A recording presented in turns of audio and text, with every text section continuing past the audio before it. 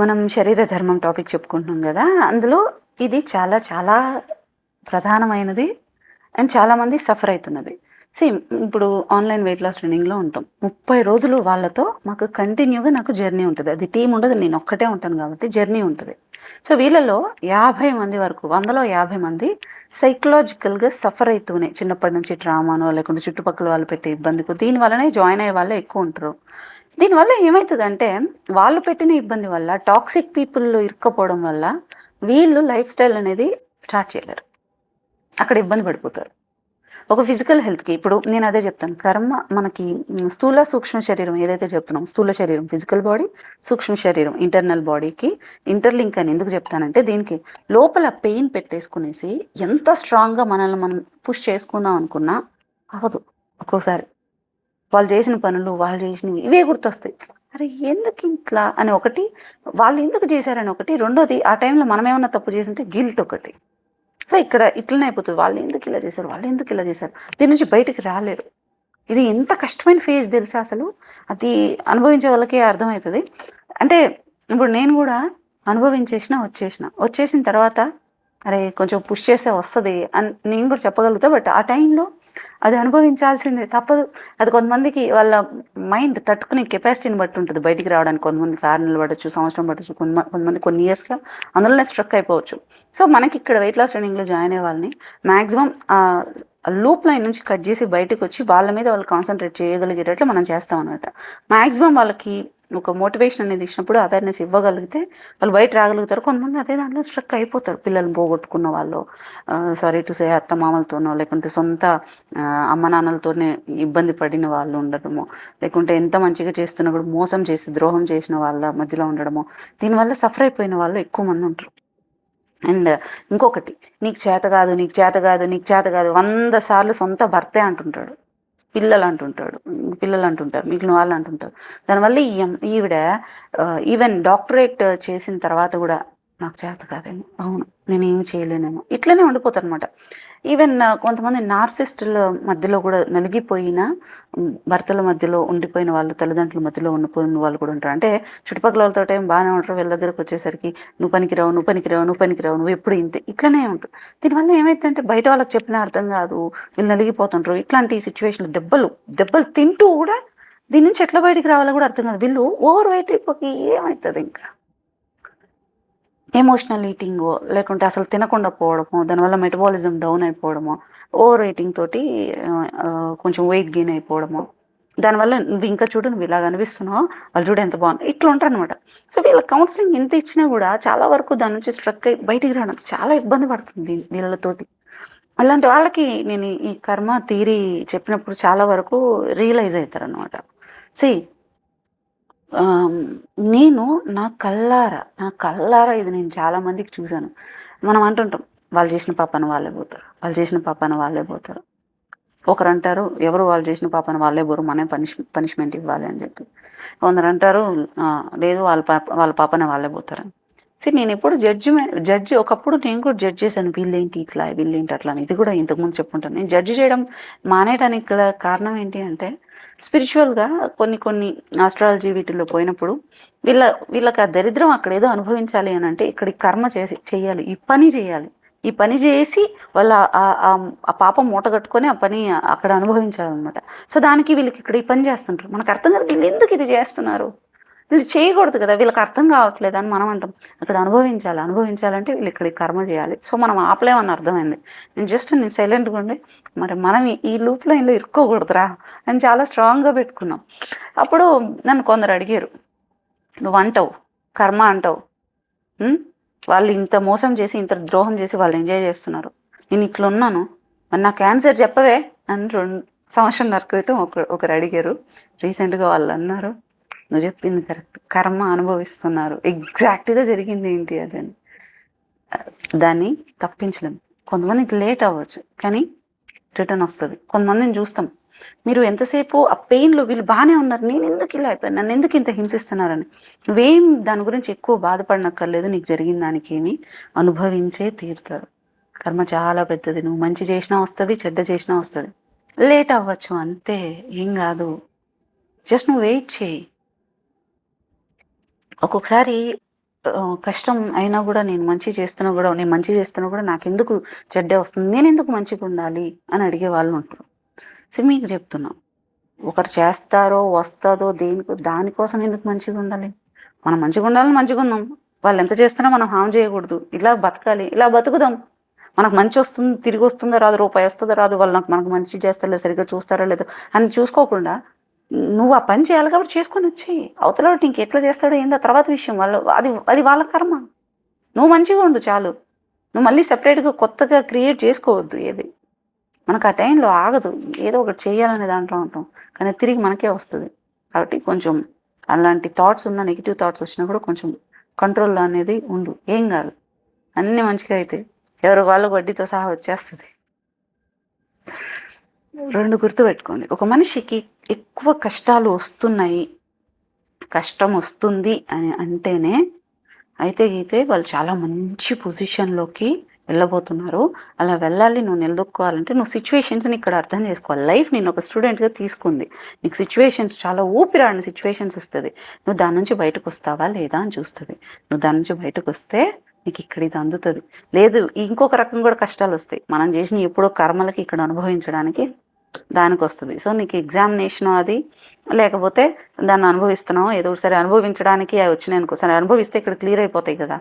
సరే ఎగ్జామ్ పెట్టడానికి వచ్చింది అనుకో, ఈ టెస్ట్ నీ ఓర్పు ఎంత ఉంది, నువ్వు సిచ్యువేషన్ అవగాహన చేసుకోగలవా లేవా, నువ్వు ఈ బాధ్యతని, నీకు ఇక్కడ రాబోతున్న బాధ్యతని మంచి నేను తీసుకోగలవా లేదా, నీకు అర్హత ఉందా లేదో టెస్ట్గా అయ్యొచ్చు. నువ్వు ఇక్కడ నువ్వు అనుభవించు, దాని నుంచి వెళ్ళు. నీ దగ్గర ఒక మనిషి, నువ్వు అంటావు కదా మనుషులు ఇలా లేరు, మంచిగా లేరు, అలాంటి వాళ్ళని, ఎలాంటి వాళ్ళని ఏంటి అని నువ్వు అంతగా అబ్జర్వ్ చేసి నీతో ఉంచుకోవాలని ప్రయత్నిస్తావు కదా. లైఫ్ ఇది, టైం నీకు ఇక్కడ అన్నిటికని నేను చెప్పిన ప్రతిసారి దేవుడు ఎవరో కాదు, టైమే. అది నిన్ను సిచ్యువేషన్స్ టైం నీకు అబ్జర్వ్ చేస్తుంది, ఇంత కెపాసిటీ ఉంది.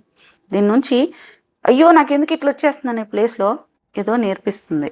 ఒక్కసారి ఆగి నేర్చుకుందాం, ఎందుకంటే నువ్వు నేర్చుకొని బయటికి రాందే నీకు ఈ లూప్ లైన్ కట్ అవ్వదు, నీకు నెక్స్ట్ డోర్ ఓపెన్ అవ్వదు. నువ్వు ఇక్కడే అయ్యో వీళ్ళేంది ఇట్లున్నారు, వీళ్ళు మా అత్తమామలు, మా అమ్మ నాన్నలు, మా భార్య బిడ్డలు, ఇట్లనే నువ్వు చిన్న చిన్న దాంట్లోనే ఉన్నావు అనుకో, నువ్వు ఇది తీసుకోవడానికి నీకు అంత అర్హత లేదు. నీ మైండ్ చాలా బ్రాడ్ ఉండాలి. నువ్వు నేరో మైండ్ సెట్లో చుట్టుపక్కల వాళ్ళ గురించే ఆలోచిస్తున్నావు, వాళ్ళు ఎట్లా అన్నారు, వీళ్ళు ఎట్లా అన్నారు, రిలేటివ్స్ ఎట్లా అన్నారు, ఫ్రెండ్స్ ఎట్లా అన్నారు. ఇది చాలా పెద్దగా ఉంది, మరి ఇది నువ్వు తీసుకోగలగాలంటే నువ్వు ఇంత చిన్నగా ఉంటే దాన్ని నిన్ను ఎట్లా సెలెక్ట్ చేస్తాడు దేవుడు? అర్థమైందా? సో ఇది. అండ్ రెండోది, ఇది ఇంకొక సైన్, దేవుడు నీకేదో గొప్పగా ఇవ్వబోతున్నాడు, దానికి ఇది నీకు ఇది టెస్ట్ మాత్రమే, కష్టాలు అనే దానికి ఎట్లా అంటే నీ పక్కన ఉన్నాడు అనడానికి నీకు కష్టం ఇస్తాడు. నీ పక్కన ఎవరో ఒకరిని పక్కన తోడు పెడతాడు, నీ ఫ్రెండో, భార్యో, భర్తో, తల్లిదండ్రులు, అత్తమామలు, ఫ్రెండ్స్, అసలు సంబంధం లేని వ్యక్తులు, ఒక వ్యక్తి ఇక్కడ ఉంటారు నీకు గైడ్ చేయడానికి 100% ఉంటారు. వాళ్ళు బ్లెస్డ్. నీ ఖచ్చితంగా నువ్వు అలాంటి స్టేజ్లో ఉండి నీతో ఒకరు తోడు ఉన్నారు, నీకు కష్టం ఉంది అంటే గుర్తుపెట్టుకో, నీకు ఏదో బలంగా మంచిగా రాసిపెట్టుంది, నీకు పైగా దేవుడు నీతో ఉన్నాడు, బ్లెస్సింగ్స్ నీతో ఉన్నాయి. నువ్వు పడిపోకుండా నేర్చుకునేటట్లు సిచ్యువేషన్స్ని ఇచ్చి, నువ్వు పడిపోకుండా పక్కన ఒక మనిషి స్టేబుల్గా ఇచ్చారు. నువ్వు అది గుర్తుపెట్టుకో. నువ్వు ఆ టైంలో చాలా హై గ్రాటిట్యూడ్ ఇవ్వాలి. లా ఆఫ్ అట్రాక్షన్ నీకు వర్క్ చేయాలి. నువ్వు చేసే పనులన్నింటినీ కూడా జరగాలి అంటే నువ్వు సిచ్యువేషన్స్ని యాక్సెప్ట్ చేసి, అండ్ నీకు ఏదైతే ఎంతో కొంత అనుకూలత ఉందో దానికి గ్రాటిట్యూడ్ కనుక చూపిస్తే నువ్వు దీని నుంచి దాటి బయటకు వస్తావు. అలా కాకుండా నాకు ఎందుకు ఇంత ఇంత ఇంత ఇంత అంటే నీకు ఎంత ఇచ్చినా కూడా, నీకు పక్కన కూడా మనుషులను పెట్టినా కూడా నీకు కృతజ్ఞత లేదురా అని అక్కడికి కూడా ఆగిపోతాయి. సో హై గ్రాటిట్యూడ్ ఎవరైతే చూపిస్తారో, నాకు ఉన్నదానికి నాకు ఇచ్చావు సంతోషం, ఇంత కష్టంలో కూడా నాకు ఇంత సపోర్ట్ ఇచ్చావు సంతోషం, నువ్వు ఎప్పుడైతే ఇది కనుక ప్రాక్టీస్ చేస్తావో లైఫ్లో నీకు అన్నీ వెతుక్కొని వస్తాయి. నువ్వు ఇది బాధపడేంతకాలం ఆ బాధలోనే ఉంటావు, అది గుర్తుపెట్టుకో. నేను కొంతమందికి ప్రాబ్లమ్స్ అన్నీ ఇస్తారు, ఎవరు దొరకదు చుట్టుపక్కల కూడా, అది కర్మే. కానీ ఒక్కొక్కసారి మరీ అక్కడ నీకు దొరకబోయేది పెద్దది ఉన్నప్పుడు నువ్వు ఒంటరిగా కూడా ఫైట్ చేయాల్సి వస్తుంది. ఇది కూడా ఒక రకంగా చెప్పాలంటే నీకు నీ అర్హత టెస్ట్ అనుకోవచ్చు. తీరా నువ్వు ఇక్కడికి వచ్చాక, నువ్వు ఒకవేళ కష్టం లేకుండా నీకు ఇచ్చారనుకో, నువ్వు ఇక్కడికి వచ్చేసావు, మొత్తం అంత హై పొజిషన్లోకి వచ్చావు, నువ్వు ఆ టైంలో కూడా నువ్వు ఏం నేర్చుకోకుండా ఇక్కడికి వచ్చావు అనుకో, చుట్టుపక్కల మళ్ళీ ఎదవల్నే నువ్వు ఎంటర్టైన్ చేసుకుంటా ఉన్నావు అనుకో, ఇది నీకు నిలవదు కదా. సో దానికోసం మేబీ ఇక్కడ నీకంతా ఫిల్టర్ చేస్తాడు. ఇప్పుడు అందరు నిజ స్వరూపాలు కనిపిస్తుంటాయి, చాలా చిత్ర విచిత్రంగా కనిపిస్తుంటాయి. ఏంటి ఇన్ని రోజులు వీళ్ళతోనే నేను ఉన్నాను అనిపిస్తుంటుంది, డబ్బు పోతుంటుంది, అన్నీ పోతుంటుంది. నువ్వు ఒకటి గుర్తుపెట్టుకో, ముఖ్యంగా దేవుడిని కనుక నమ్ముకుంటే నువ్వు లైఫ్ లెసన్ నేర్చుకోవడం స్టార్ట్ చేసుకుంటుంటే నీకు అన్నీ పోతాయి, ఏవి నిలవవు. అబద్ధం అది. నువ్వు ఒక స్పిరిచువల్ పాత్రలో ఉంటే, దేవుడిని నమ్ముకుంటే, ఒక బ్లెస్సింగ్స్ అనేది ఉంటే, ఒక పాజిటివ్ ఎనర్జీని, ఏదో దేవుడు కూడా కదబ్బా, నువ్వు ఒక పాజిటివ్ ఎనర్జీని నమ్ముకుంటే అన్నీ తిరిగి వచ్చేస్తాయి అనుకోవడం అపోహ. ఫస్ట్ నీకు అన్నీ పోతాయి.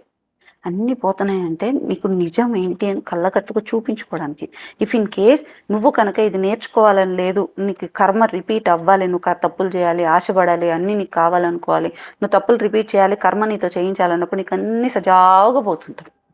నువ్వు ఆ లైఫ్ ఎంజాయ్ చేసుకుంటూ తప్పుల మీద తప్పులు చేసుకుంటూ అట్లా వెళ్ళిపోతుంటావు. కానీ నువ్వు ఎప్పుడైతే ఆ కర్మ అనేది నీకు బ్రేక్ చేయాలనుకున్నప్పుడే నీకు కష్టం వస్తుంది. నువ్వు ఈసారి భయపడద్దు. భయపడి నిన్ను నువ్వు వదిలేసుకొని ఇట్లా ఉండద్దు. ఫస్ట్ స్టెప్ ఏంటంటే ఫిజికల్ హెల్త్ అనేది ఫస్ట్ స్టెప్. నిన్ను నువ్వు బాగా చూసుకోవాలి. నీ ఆరా ఇంప్రూవ్ అవుతుంది, నీ పాజిటివ్ ఎనర్జీ ఇంప్రూవ్ అవుతుంది, నీ మాటకి వాల్యూ పెరుగుతుంది, నువ్వు అనుకున్నవన్నీ జరుగుతూ ఉంటుంది. నిన్ను నువ్వు వదిలేసావనుకో అక్కడే అన్నీ పడిపోవడం స్టార్ట్ అవుతుంది. దేవుడు కూడా ఒకటే అంటాడమ్మా, నీకు శక్తి ఇచ్చాను, ఆలోచించే బుర్ర ఇచ్చాను, కాళ్ళు చేతులు ఇచ్చాను, ఇంకేమిమ్మంటావు, ఇంకా ఆరోగ్యం ఇచ్చిన, నిన్ను నువ్వు నాశనం చేసుకుంటే నేనేం చేయగలను అని. ఒకసారి దేవుడు పటం ముందు నువ్వు బాబాను మొక్కుతారు, జీసస్ని మొక్కుతారు, అల్లాను మొక్కుతారు, అయ్యప్పని మొక్కుతారు, శివుడు, అందరు దేవుళ్ళు ఒకటే. నా దృష్టిలో ఒకే ఎనర్జీ అంతే. సో మీరు ఒక పేరు పెట్టుకుంటారు, ముందర పెట్టుకుంటారు అమ్మవారిని, అందరు దండం పెట్టుకుంటారు. ఇంకోసారి అలాగా మీరు దండం పెట్టుకుని దేవుడా నాకు ఇది కావాలి దేవుడా అని అడిగేటప్పుడు ఆ క్వశ్చన్ మీకు ఏమన్నా పడుతుందేమో. మీరు ఒకదానికి కనుక ఆయనకి నిజంగా మీరు ఆ ఎనర్జీ కనుక ఇంటర్లింక్ అవుతుంటే ఖచ్చితంగా మీకు గుచ్చుకుంటుంది. నాకు ఇది కావాలి స్వామి, మా వాళ్ళకి ఇది కావాలి స్వామి అడగద్దు. నాకు ఏదన్నా తట్టుకునే కెపాసిటీని ఇవ్వు, నాకు ఈ సిచ్యువేషన్ నువ్వేదో ఇస్తున్నావు, కొంచెం తట్టుకునే కెపాసిటీ ఇవ్వు, త్వరగా నేను కొంచెం బయటపడేటట్లు, నాకు కొంచెం ప్రయత్నం చేసేటట్లు ఇవ్వు అని చెప్పు, అన్నీ వచ్చేస్తాయి. అంతేగాని నువ్వు అక్కడే ఇరుక్కుపోయి అయ్యో వాళ్ళు చేసేసారు, అయ్యో ఇట్లా అయిపోతుందని నిన్ను నువ్వు దాటుకోకుండా నువ్వు ఎంతసేపు నెగ్లెక్ట్ చేసుకుంటావు, ఎంతసేపు ఎమోషనల్ ఈటింగ్లో ఉంటావు, ఎంతసేపు నీకు నువ్వు అదే దాంట్లో బందీగా ఉంటావు. బయటికి రావాలి, తప్పదు. నాకు సిచ్యువేషన్స్ రీసెంట్గా ఒక పార్లర్ ఒక దానికి చెప్పినాను కదా, తనకి చాలా బాధపడింది. అంటే ఆమె బాధపడేటప్పుడు నాకు ఈ ప్రాబ్లమ్స్ వచ్చినాయి, ఆ ప్రాబ్లమ్స్ వచ్చినాయి, నాకు సపోర్ట్ కావాలి మీ నుంచి అది ఇది అంటే, సరే నేను ఉమెన్ సపోర్ట్లో మీకు సపోర్ట్ చేస్తానని చెప్పినాను, వీలేరుని పెట్టినాను కదా. ఆవిడ తర్వాత కాల్ చేసి ఒక్కొక్కరు నేను పంపించిన తర్వాత వాళ్ళ ఫినాన్షియల్ సిచ్యువేషన్స్ చూసిన తర్వాతనే ప్రాబ్లమ్స్లో ఉన్న వాళ్ళని సజెస్ట్ చేస్తాను నేను. ఒక్కొక్కరు ఏ ప్రాబ్లమ్స్ ఉన్నారు, ఇంత ప్రాబ్లమ్స్లో ఉన్నారో వాళ్ళ ప్రాబ్లమ్స్తో పోల్చుకుంటే నాకు చాలా చిన్నగా కనిపించింది అని. ఇక్కడ ఎవరి ప్రాబ్లమ్స్ తక్కువ కాదు, వాళ్ళు తట్టుకునే కెపాసిటీని బట్టి ఉంటుంది. కానీ మనకి మించిన ప్రాబ్లమ్స్లో ఉన్న వాళ్ళు చాలామంది ఉన్నారు. నువ్వు ఎప్పుడైతే దాన్ని లేదు నేను దీని నుంచి బయట పడాలి, నాకు అట్లీస్ట్ స్వేచ్ఛ ఉంది, ఆలోచించగలిగే స్వేచ్ఛ అయినా ఉంది, ఉన్నదాన్ని గ్రాటిట్యూడ్ ఫీల్ అవ్వు. ఏం లేదో తర్వాత విషయం అన్నీ వచ్చేస్తాయి. నువ్వు ఎప్పుడైతే అనుకుంటావో, నువ్వు బ్రాడ్ మైండెడ్ లాగా ఉంటావో, నేరో మైండ్ సెట్ వదిలేస్తావో అన్నీ బాగా వస్తుంటాయి. నీ చుట్టుపక్కల ఉన్న సర్కిల్ని ముఖ్యంగా అట్టెన్ని కాస్ట్ వాళ్ళు ఎంత నీకు దగ్గర వాళ్ళు అయినా సరే నువ్వు అట్లీస్ట్ ఎమోషనల్గా అయినా సరే డిటాచ్ అయిపోయి ఉండాలి. ఒక 5-6 ఏళ్ల క్రితం నాకు ఇప్పటికీ బాగా గుర్తు, నేను కూర్చొని ఆలోచించిన విషయం ఏంటంటే, నేను ఎక్కడి నుంచి దాటి రాలేకపోయినా అంటే నా వాళ్ళ మధ్యలో నుంచే. వీళ్ళు ఎందుకు ఇలా ఉన్నారు, నేను వీళ్ళకి ఇంత చేస్తుంటే వీళ్ళు ఎందుకు ఇలా ఉన్నారు, నేను వీళ్ళు ఎందుకు ఉన్నారు అనే దాంట్లో మిగిలిన సమాజాన్ని, సిచ్యువేషన్స్ని, మిగిలిన ఇంత పెద్ద ప్రపంచం మర్చిపోయినాను. నేను వీళ్ళ మధ్యలో నిరుక్కుపోయినాను. నాకు అప్పుడు భగవద్గీతను ఎందుకు ఇష్టపడతానంటే, కృష్ణుని ఒక మెంటర్ లాగా అనుకోవడం కనుక స్టార్ట్ చేస్తే నాకు అప్పుడు ఒకటి నచ్చింది. వీళ్ళు నా వాళ్ళు కదా అని అర్జున అడిగితే, నేను చేయలేను యుద్ధం నా వల్ల కాదు అంటే, ఎవరు నీ వాళ్ళు, ఎవరు వాళ్ళు, నువ్వు వెళ్ళిపోవాల్సిందే, గొప్ప గొప్ప యుద్ధాలంతా మన వాళ్ళతోనే ఉంటుందని చెప్తారు. అప్పటి నుంచి ఏమైతే అదైంది, ఎవరైనా ముఖ్యంగా మన వాళ్ళతోనే గట్టిగా ఉండడం స్టార్ట్ చేశాను. అవతరాలకు అది క్రూయల్గా మనసు లేనట్లు అనిపించింది. ఇప్పుడు వాళ్ళకి చాలా నేను మంచిగా అనిపిస్తున్నాను. ఆ ఫేజ్లో వాళ్ళు అపోజ్లానే కనిపించవచ్చు, కానీ నువ్వు మొండిగా ఉండాలి, తప్పదు. నువ్వు చేసేది మంచికే. స్ట్రాంగ్ మైండ్ సెట్తో ఉండడానికి ప్రయత్నించు. వాళ్ళు ఇలా చేశారు, వాళ్ళు ఇలా అన్నారు, వాళ్ళు అలాగే ఉంటారు. ముందు అక్క, అన్న, బావ, తమ్ముడు, చెల్లి ఇవన్నీ వదిలేసి మనిషి అని చూడడం స్టార్ట్ చేయి. అప్పుడు అన్నీ నార్మల్ కనిపిస్తాయి. ఆ ఎమోషన్, ఒక మాయ ఏదైతే ఇట్లా ఉంటుందో దాన్ని అట్లా ఉన్నప్పుడు దేని మీద కాన్సన్ట్రేషన్ చేయనీదు. ఈ ప్రపంచంలోకి వచ్చినాం, బయాలజికల్ ఫాదర్, బయాలజికల్ మదర్ మనం తీసుకొచ్చారు. ఇక్కడికి రావడానికి కారణం చాలా సంతోషం. మీకు తెలుసో తెలీదు, ఈ ప్రపంచంలో చాలామందికి సొంత తల్లిదండ్రులే శత్రువులు ఉన్న వాళ్ళు కూడా ఉన్నారు, సొంత ఫ్యామిలీనే శత్రువు ఉన్న వాళ్ళు ఉన్నారు. మీరు ఒకటే గుర్తుపెట్టుకోండి, ఇక్కడ మనం వచ్చాం, బయాలజికల్ మదర్, బయాలజికల్ ఫాదర్, వాళ్ళకి రెస్పాన్సిబుల్గా మనం ఏం చేయాలో చేస్తాం. వాళ్ళు అది తీసుకోవడానికి కూడా కొంతమంది ఇష్టపడరు, మనం బ్లేమ్ చేస్తుంటారు. అయినా కూడా ఎవరినైనా నీకు కావాలనుకుంటే నేను ఉంటాను, వద్దనుకున్నా okay. At the same time నన్ను బ్లేమ్ చేసేప్పుడు పెట్టుకోవద్దు అట్లాంటివి. ఇలాగే చెప్పేసి నువ్వు మాట్లాడడం స్టార్ట్ చేయి. భయపడద్దు, బాధపడద్దు. ముఖ్యంగా నార్సిస్టుల మధ్యలో ఉన్నాం మనం. వాళ్ళు ఎలా అంటే మనం భయపడే కొద్దీ భయపెడుతుంటారు, బాధపడే కొద్దీ బాధ పెడుతుంటారు. ఒక్కసారి రివర్స్ అయ్యి చూడు. నేను రెచ్చగొట్టట్లేదు, మొండిగా ఉండాల్సిన టైం ఉంటుంది ఒక్కొక్కసారి, తప్పదు. మన చుట్టుపక్కల ఉండి మనల్ని ప్రేమించే వాళ్ళు ఉంటారు, వాళ్ళని కాపాడుకోవాలంటే మనం స్ట్రాంగ్గానే ఉండి తీరాలి. నువ్వు ప్రతిసారి రివెంజ్ తీర్చుకోవాల్సిన అవసరం లేదు. ఆ టైంకి వస్తే అన్నీ జరుగుతాయి. కానీ వాళ్ళ మీద రివెంజ్ తీర్చుకోవాల్సిన మెంటాలిటీలో నిన్ను నువ్వు ద్రోహం చేసుకొని మోసం చేసుకున్నప్పుడు, నీకు మోసం చేసి నిన్ను బాధ పెట్టిన కర్మ ఎలా అనుభవిస్తారు? నిన్ను నువ్వు మోసం చేసుకొని, నిన్ను నువ్వు బాధ పెట్టుకుని, నిన్ను నువ్వు బేసిక్ ఏదైతే దానికి ఇవ్వాలో ఏమి ఇవ్వనప్పుడు అది కూడా రిటర్న్ వస్తుంది. గుర్తుపెట్టుకో, అదే రోగం రూపంలో వస్తుంది, మానసిక రోగం, శారీరక రోగం రూపంలో వస్తుంది. అవసరమా? కర్మ వాళ్ళేనా? నేను అందుకే లైఫ్ స్టైల్ డిసీజెస్ అన్నీ, వెయిట్ కానీ, ఈ ఫ్యాటీ లివర్ కానీ, ఇట్లాంటివన్నీ కూడా నేను లైఫ్ స్టైల్ డిసీజెస్ అన్నిటిని కర్మగా భావిస్తా. టైంకి తినకపోవడం, టైంకి చేయకపోవడం, టైంకి నిద్రపోకపోవడం, ఏం టైం చేయాల్సిన పనులు చేయకపోవడం, బాడీ యాక్టివ్గా ఉంచుకోకపోవడం, నిద్రపోకపోవడం, మంచి థాట్స్ అనేది లేకపోవడం, ఇట్లాంటి వాటిని అంటే ఓవర్ థింకింగ్ చేయడం, ఇలాంటివన్నీ కూడా కర్మ. కర్మ అంటే పని, దాని ఇంపాక్ట్ వస్తుంది కొన్ని రోజులకి, మనకే వస్తుంది. ముఖ్యంగా ఆడవాళ్ళకి 40-45 సంవత్సరాల తర్వాత వస్తుంది. ఈస్ట్రోజన్ ఫ్లక్చువేషన్ స్టార్ట్ అయితే అప్పుడు అనుభవించాల్సి వస్తుంది మనం. లింక్లోకి, బాధలోకి, రివెంజ్ మెంటాలిటీలోకి ఉండి నిన్ను నువ్వు హింసించుకొని నిన్ను నువ్వు నాశనం చేసుకోవద్దు. ఒక చిన్న లైఫ్ వెళ్ళిపోవాలి మళ్ళీ మనం. 20-30 ఏళ్ళు వెళ్ళిపోవాలా, టైం లేదు. ఒక చిన్నప్పుడు ఒక మంచి మైండ్ సెట్ తోటి ఉంటాం కదా, అదే మైండ్ సెట్ తోటి ఆపండి. ఇప్పుడు మళ్ళీ అక్కడికి వెళ్ళడానికి ప్రయత్నించండి. ఇలాంటి కుళ్ళు బుద్ధుల మధ్యలో ఉండి ఉండి వీళ్ళని చూసి చూసి మనం కూడా అలాగే మారిపోవడం కానీ, లేకపోతే వాళ్ళు ఎలా ఉన్నప్పుడు మనం ఎందుకు ఇలా ఉండకూడదని ఆలోచించడం కానీ, ఇలాంటివి ఏం పెట్టుకోకండి. నువ్వు చిన్నప్పుడు చాలా అందంగా ఉన్నావు, చాలా అందంగా ఉన్న నీ ఆలోచనలు అలాగే ఉంచు. మనం ఇక్కడ పొల్యూట్ చేయకూడదు, వెళ్ళిపోవాలి. సో వాళ్ళు చేశారు, నేను దీని నుంచి బయటికి రాలేకపోతున్నా అన్న ప్రతి ఒక్కళ్ళకి ఇదే చెప్తున్నా. వాళ్ళు ఎలాగైతే చేసి కర్మ అనుభవించారో నువ్వు కూడా అదే అనుభవిస్తున్నారు ఆల్రెడీ చాలామంది లైఫ్ స్టైల్ డిసీజెస్ తోటి. నువ్వు అలాగ అవ్వకూడదని నా బాధ.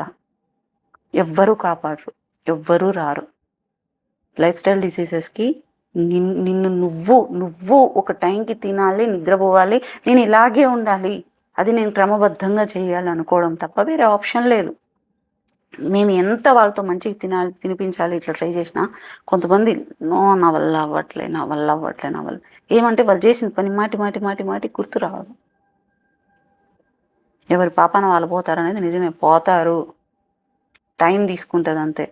వాళ్ళు బాగానే ఉందండి, ఆస్తులన్నీ కూడగొట్టుకుంటున్నారు, వాళ్ళు బాగానే ఏమో మానసికంగా ఎన్ని రోగాలు ఉన్నాయో ఎవరికి తెలుసు. వాడికి ఏ యాంగ్జైటీ ఉందో, వాడికి ఏం ఆలోచన ఉందో, వాడికి ఏం ఓవర్ థింకింగ్ ఉందో ఎవరికి తెలుసు. డబ్బు పిచ్చి కంటే కూడా డబ్బు సంపాదించాలనే ఆశను మించి ట్రాప్ ఇంకొకటి ఇవ్వదు తెలుసా, డబ్బు డబ్బు డబ్బు. నాకు వాళ్ళని చూసినప్పుడు నవ్వు వస్తుంది, అయ్యో పాపం అనిపిస్తుంది. ఎందుకంటే మనిషికి పనిష్మెంట్ చేయాలంటే డబ్బు మీద ఇష్టం కల్పిస్తే చాలు, దాని మీదనే పోయి లైఫ్ వదిలేస్తారు. పాపం అనిపిస్తుంది. దానికి మించిన పనిష్మెంట్ ఏముంది అవతల వాళ్ళకి? నీ వర్క్ని ఎంజాయ్ చేయి, నువ్వు ఏ పని చేస్తానో ఎంజాయ్ చేయి, దానికి డబ్బులు రాకపోయినా ఎంజాయ్ చేయి, ఇష్టంగా పని చేయి. ఈరోజు లైవ్ ఇన్ దిస్ మూమెంట్, ఈ క్షణం బతకాలి మనం, ఎప్పుడో కాదు. ఇప్పుడు నువ్వేం చేస్తావో అప్పుడే అది నీకు ఆ టైంకి బ్యాక్ వస్తుంది. ఊరికి పెట్టుకో, అది ఎవరైనా. మాట అర్థమవుతుందా? కర్మ రిటర్న్ వస్తుంది, అదంతా నువ్వు చూస్తావు, టైం పడుతుంది. కాళహస్తికి గిరి ప్రదక్షిణకి వెళ్ళినప్పుడు ఒక ఆయన, నాకు ఆ అన్న పేరు కూడా తెలియదు, తెలుసుకోవాలి అనుకుంటున్నా. ఎందుకంటే ఆయన మాటలు చాలా నాకు ప్రతి గంటకి వినిపిస్తుంది. ఏంటంటే నా వల్ల కాక కూర్చుండిపోతున్నా. వర్షానికి ఎట్లా అంటే తారు రోడ్డు మీద కూసిగా రాళ్ళు ఇలా లేచినాయి, చెప్పులు లేవు, ఇలా పడుతూ ఉంటే నిప్పుల మీద పడుతున్నట్టుంది, ముళ్ళ మీద. వెళ్తున్నాం గిరి ప్రదక్షిణకి రాత్రి. నా వల్ల కాక కూర్చుండిపోతున్నాను. నొప్పి, కాళ్ళు నడవలేక కాదు, సెన్సిటివ్గా ఉంటాను, పాదం చాలా, అది కూర్చుకుంటుంటే నా వల్ల కావట్లేదు, కంట్లో నీళ్ళు వచ్చేస్తాను. నేను కూర్చున్న ప్రతిసారి ఆయన ఇలాగ ఒకసారి కట్టి కొట్టి అంటున్నారు, నడవాల్సిందే, తప్పదు, నడిచే కొద్దీ దూరం తరుగుతుంది, మీరు కూర్చునే కొద్దీ దూరం పెరుగుతుంది, సమయం ఎక్కువవుతుంది. నాకు అది లైఫ్కి ఒకసారి ఆలోచిస్తే కరెక్ట్. సిచ్యువేషన్ యాక్సెప్ట్ చేయాలి, ఇలాగే ఉండబోతుంది సిచ్యువేషన్, నువ్వు యాక్సెప్ట్ చేయాలి. తర్వాత ఏదైనా సరే నువ్వు వెళ్ళిపోవాలి. ఎందుకంటే లైఫ్ని మనం లీడ్ చేయాల్సిందే, వేరే ఆప్షన్ లేదు. మనకి ఇక్కడ ఎవరి ప్రాబ్లమ్స్ వాళ్ళవి. నువ్వు దాన్ని రియాలిటీని యాక్సెప్ట్ చేసి సిచ్యువేషన్ దాటుకొని పోవాల్సిందే అనుకోవాలి, అంతే. కీర్తి వచ్చేసి ఒక సిమెంట్ రోడ్డు ఉంది. అది సిమెంట్ రోడ్డు పేరుకి ఏదో మీకు వీడియోలో సన్నగా మెత్తగా కనిపిస్తున్నచ్చు, చాలా రఫ్గా ఉందనమాట. ఎందుకంటే వేసిన తర్వాత అటు వెహికల్స్ పోవు కదా, దానివల్ల అంతే రఫ్గా ఉంటుంది. సో అది బాగా రఫ్గా ఉంది. కీర్తి నా వల్ల అవ్వట్లేదు అన్న, తార్ రోడ్డు ఉంటుంది అని. అయ్యో తార్ రోడ్డు, ఇంకొద్దిసేపులో తార్ రోడ్డు ఉంది, 5 కిలోమీటర్ తార్ రోడ్డే అని. అమ్మయ్యా అనింది పిల్ల. అంటే కాకపోతే రోడ్డే సరిగ్గా ఉండదు, రాళ్ళు కూసిగా ఉంటాయి. అనింది. ఇది 2 కిలోమీటర్లు అది వచ్చింది. తార్ రోడ్డు అంతా చాలా కూసిగా ఉంది. వెళ్ళాము. ఆ తర్వాత సిమెంట్ రోడ్డు వచ్చింది. అమ్మయ్యా అనింది. ఇంతకే కదా చాలా కష్టం అన్నావు. కష్టం అనేది ప్రతి దాంట్లో మనకు కష్టంగానే కనిపిస్తుంది, కానీ అంత పెద్ద కష్టం చూసిన తర్వాత ఈ కష్టం అనేది చిన్నగా కనిపించింది అంతే.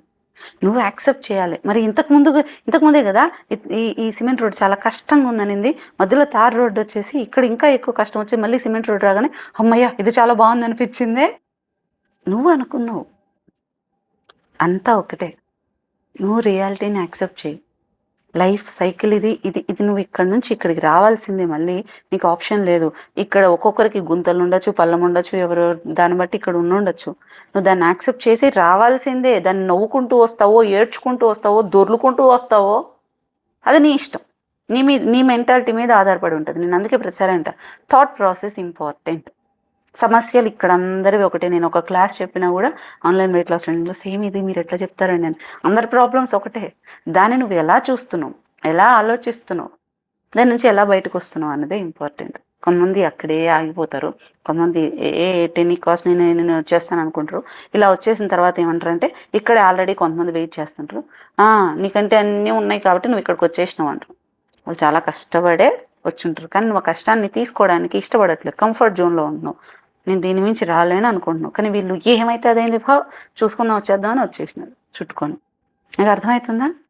కష్టం ఉంటుంది దాటడానికి, ఆ ఫేజ్ దాటడానికి. నువ్వు ఏదైనా అప్పటిదాకా చేయని పని కొత్తది ఏదో చేస్తున్నప్పుడు ఖచ్చితంగా కష్టం ఉంటుంది. నువ్వు దాన్ని దాటుకొని రావాల్సిన వేరే ఆప్షన్ లేదు. మా పెయిన్కి భయపడినప్పుడు నొప్పికి కూడా ఇంకంతే, నువ్వు జీవితాంతం అక్కడే ఉండాలి. నువ్వు 4 రోజులు నొప్పికి ఆలోచిస్తావో, జీవితాంతం అక్కడ అనుభవిస్తూ ఉంటావో నీ ఇష్టం. కానీ కర్మ తీర్చుకోవాలి. వాళ్ళు అనుభవించాలని వెయిట్ చేయడం కానీ, రివెంజ్ మెంటాలిటీ కానీ, ఎక్కువ కోపం పెట్టుకోవడం కానీ, నువ్వు నెగ్లెక్ట్ చేసుకోవడం కానీ నెగిటివ్ ఎనర్జీ. ఇది మొత్తం నువ్వు నెగిటివ్ ఎనర్జీతోటి ఉండి నీకు పాజిటివ్గా జరగాలంటే అవ్వదు. బాత్రూంలో కూర్చొని కొంపు కొడతా ఉండి నాకు సుగంధాలు రావాలి అంటే అవ్వదు. నువ్వు అక్కడ నుంచి బయటికి రావాల్సిందే, ఆప్షన్ లేదు. అర్థమైందా? నీకు అర్థమైంది? నీకు ఏం అర్థమైందో కింద కమెంట్ చేయి.